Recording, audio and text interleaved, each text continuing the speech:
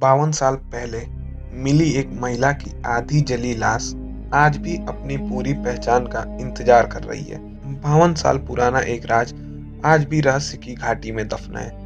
52 साल पुरानी कत्ल की वो गुत्थी जिसने नॉर्वे समेत पूरी दुनिया भर की पुलिस का दिमाग खराब कर रखा है।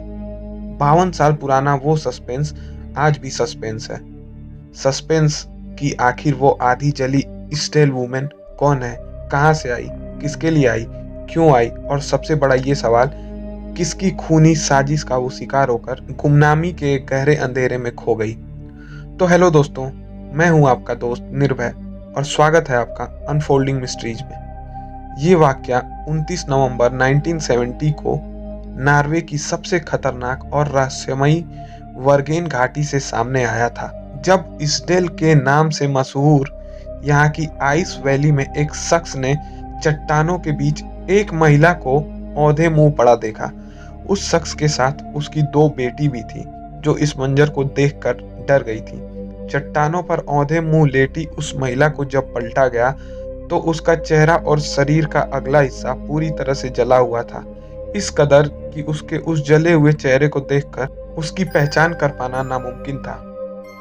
जब उस आधी जली महिला की लाश की और तलाशी ली गई तो कुछ निशानियां मिली जिसने इस रहस्य को और भी ज्यादा गहरा कर दिया। मसलन उस महिला के शरीर पर जितने कपड़े थे सबसे लेबल हटा हुआ था या कटा हुआ था। उसके पास मिली पानी की बोतल भी बिना टैग और लेबल के थी। सबसे चौंकाने वाला पहलू तो ये था कि महिला जिस हाल में थी उसके दोनों हाथ ऐसे थे मानो कोई मुक्केबाज मुट्ठियां जकड़कर अपना बचाव कर रहा हो। और इससे भी ज्यादा चौंकाने वाली बात ये कि शरीर का अगला हिस्सा बेशक झुलसा हुआ था, मगर कमर के ऊपर तक ही जले का निशान था। पहले तो नॉर्वे की पुलिस लाश के मिलने से चौंकी, लेकिन लाश की हालत और लाश के पास से निशानों को मिटाने वाली बात ने नॉर्वे पुलिस को गहरी परेशानी में डाल दिया। महिला की लाश नॉर्वे की इसडेल में मिला था। ये वही घाटी है जिसे नॉर्वे में डेथ वैली के नाम की बदनामी मिली हुई है, क्योंकि इस इलाके में कई आत्महत्याओं की वारदात होती रहती है। उस गुमनाम महिला की शिनाख्त के लिए छटपटा रही नॉर्वे पुलिस को लाश के पास जो मिला उसने भी महिला का कोई परिचय नहीं दिया। पुलिस इस बात को लेकर सबसे ज्यादा परेशान थी कि जहां महिला की लाश मिली वहां आसपास कहीं भी कैंप फायर या बोन फायर जैसा कोई भी निशान नहीं मिला, तो वो महिला जली कैसे।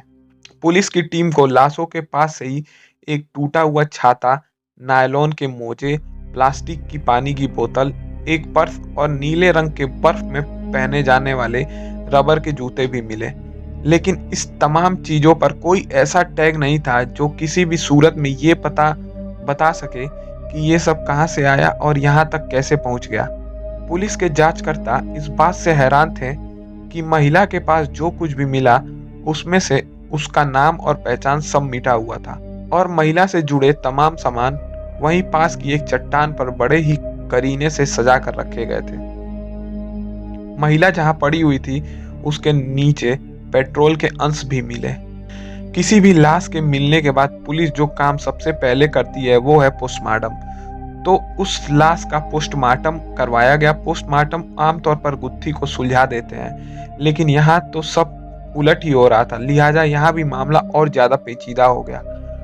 पोस्टमार्टम में लाश के पेट से 50 से ज्यादा नींद की गोलियां मिली जो अभी पूरी तरह पची नहीं थी। इसके अलावा उसके फेफड़ों से धुआं मिला, जिसका सीधा सा मतलब था कि जिस वक्त महिला को आग के हवाले किया गया उस वक्त वो जिंदा थी।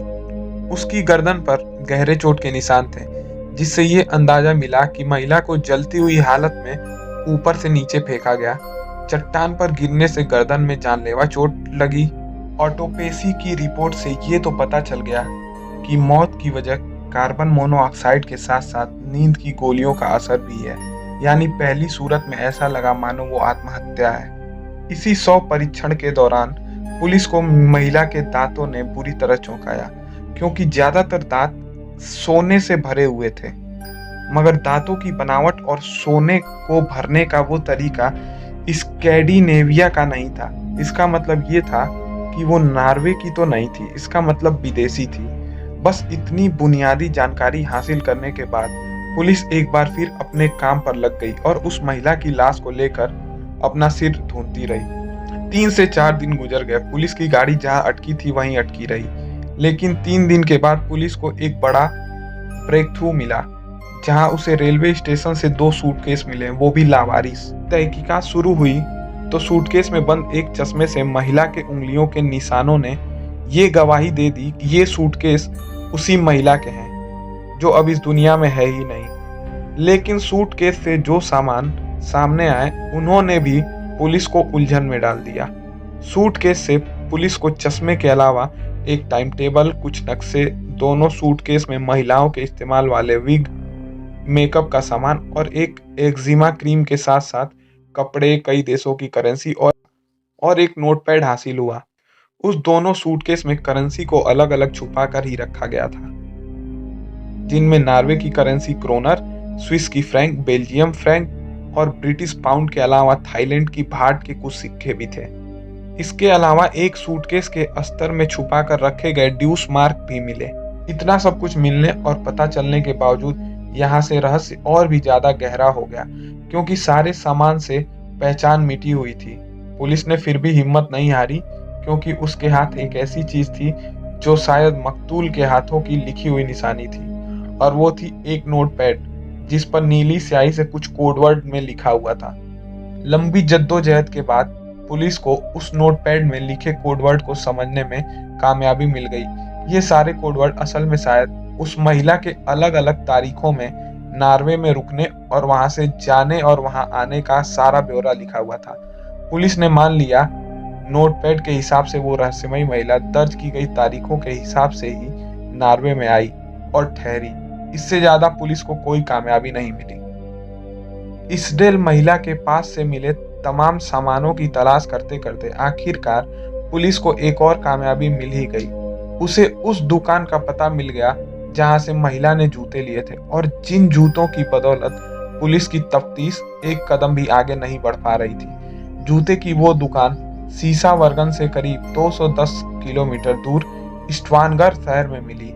पुलिस फटाफट दुकान पहुंची तो वहां उसे उस महिला के बारे में एक और खास बात पता चल गई। दुकानदार के बेटे ने पुलिस वालों को बताया कि कुछ अरसा पहले ही उस काले बालों वाली, आकर्षक सी दिखने वाली, दरमियानी उम्र वाली उस महिला को जूते की ये जोड़ी बेची गई थी। पुलिस वालों को ये बात भी चौंकाने वाली लगी थी कि दुकानदार को आखिर वो महिला क्यों याद रही। तो उस दुकानदार ने कहा कि वो महिला बातचीत में बहुत अच्छी थी, लेकिन याद रखने की असली वजह ये थी कि उसके पास से आने वाली अजीब सी महक, जिसकी बाद में पहचान लहसुन के तौर पर की गई, क्योंकि उस दौर में नॉर्वे में लहसुन ज्यादा लोग नहीं खाते थे। यानी पुलिस को अब तक उस महिला का सूटकेस मिला, एक कोडवर्ड में लिखा नोटपैड मिला और उस महिला के पास जूते की जोड़ी बेचने वाली दुकान मिल गई, और दुकान से महिला की महक का पता चल गया। मतलब पुलिस को अब तक 4 सुराग हाथ लग गए, मगर एक भी सुराग ऐसा नहीं था जो महिला का पता दे। अब पुलिस को जो चीज पता चली उसने तो और भी ज्यादा उलझन में डाल दिया, क्योंकि जब पुलिस ने उसकी महक के सहारे नॉर्वे के तमाम होटलों को खंगाला तो उसे पता चला उन 7 होटलों के बारे में जहां वो ठहरी थी और जहां खाने में लहसुन का इस्तेमाल होता था। पता चला कि वो जिस किसी होटल में चेक इन करती थी उसकी पहचान बदली हुई होती थी, क्योंकि उन दिनों किसी भी होटल में रुकते समय पासपोर्ट देना जरूरी होता था।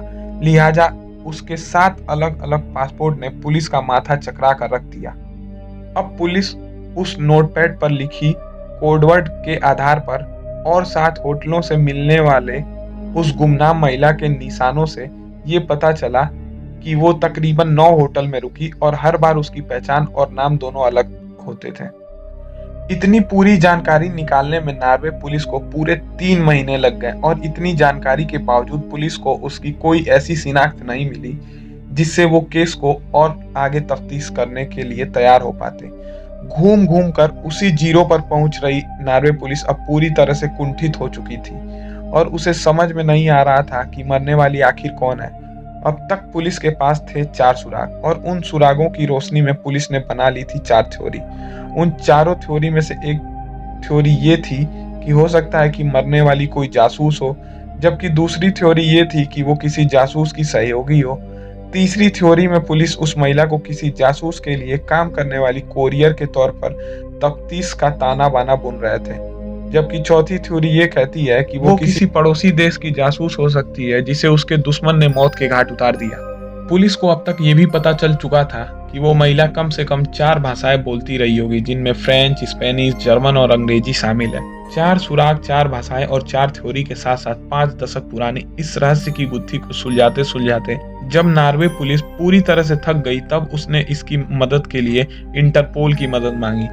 5 दशकों तक मामला फाइलों में धूल खाने के बाद एक बार फिर तफ्तीश की मेज पर आया है। साल 2019 में नॉर्वे के जांचकर्ताओं ने इंटरपोल की मदद से इस महिला का डीएनए दुनिया के किसी भी हिस्से से पता लगाने का नया टास्क निर्धारित किया है। यानी अब नई विकसित तकनीकी के साथ दुनिया भर की पुलिस मिलकर इस 52 साल पुराने रहस्य को अब रहस्य नहीं रहने देना चाहते हैं। मगर देखना दिलचस्प होगा कि आखिर इस रहस्य की गांठ खुलती कब है। आगे इससे रिलेटेड कोई भी जानकारी आएगी तो आप तक जरूर पहुंचाई जाएगी। तो दोस्तों, कैसी लगी आज की ये मिस्ट्री? अगर मिस्ट्री अच्छी लगी हो तो कमेंट सेक्शन में बताइएगा, और वीडियो पसंद आए तो वीडियो को लाइक और चैनल को सब्सक्राइब कीजिएगा। धन्यवाद।